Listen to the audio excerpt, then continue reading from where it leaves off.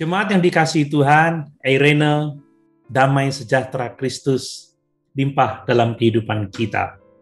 Mari kita bersama-sama merenungkan firman Tuhan masih dalam tema belajar menguasai diri sendiri. Pada bagian ini, saya akan mengemukakan bahwa penguasaan diri adalah buah dari hidup di bawah pimpinan Roh Kudus. Untuk itu, mari kita kembali membaca firman Tuhan di dalam surat Galatia pasal 5 ayat 22 dan 23, demikian firman Tuhan. Tetapi buah roh ialah kasih, sukacita, damai sejahtera, kesabaran, kemurahan, kebaikan, kesetiaan, kelemah lembutan, penguasaan diri.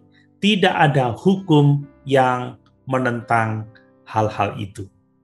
Jemaat yang dikasihi Tuhan, kita tahu bersama bahwa seorang yang menguasai diri adalah ia yang bertobat, yang telah mematikan dalam dirinya semua keinginan duniawi, yang membuang semua keinginan daging dari dalam hatinya, dan yang terus-menerus bertumbuh dalam iman dan keserupaan dengan Kristus.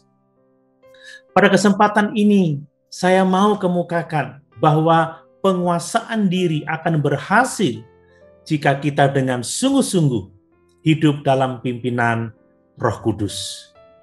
Dalam surat Galatia pasal 5 ayat yang ke-16, Rasul Paulus menuliskan, "Maksudku ialah hiduplah oleh roh, maka kamu tidak akan menuruti keinginan daging."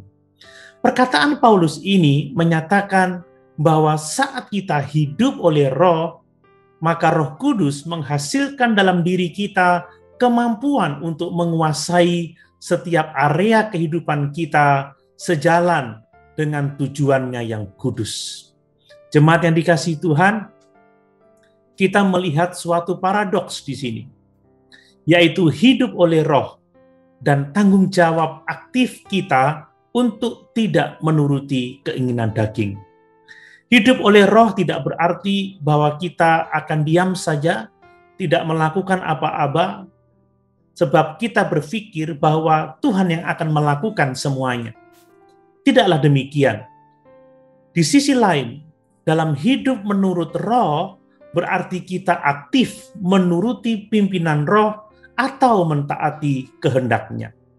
Jemaat yang dikasihi Tuhan, Rasul Paulus dalam Kolose pasal 1 ayat 29 menuliskan, "Itulah yang kuusahakan dan kupergumulkan dengan segenap tenaga sesuai dengan kuasanya yang bekerja dengan kuat di dalam aku." Buah roh dan pengendalian diri bekerja bersama-sama untuk menghasilkan kesalehan. Rasul Paulus tahu bahwa kuasa Tuhan bekerja dengan kuat di dalam dirinya. Untuk itulah dia berusaha dan bergumul dengan segala tenaga untuk hidup sesuai dengan kehendak Tuhan, sesuai dengan kuasa yang bekerja di dalam dirinya.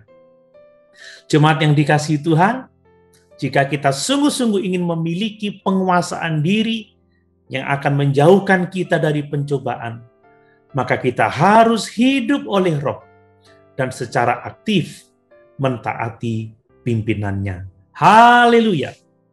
Tuhan Yesus memberkati.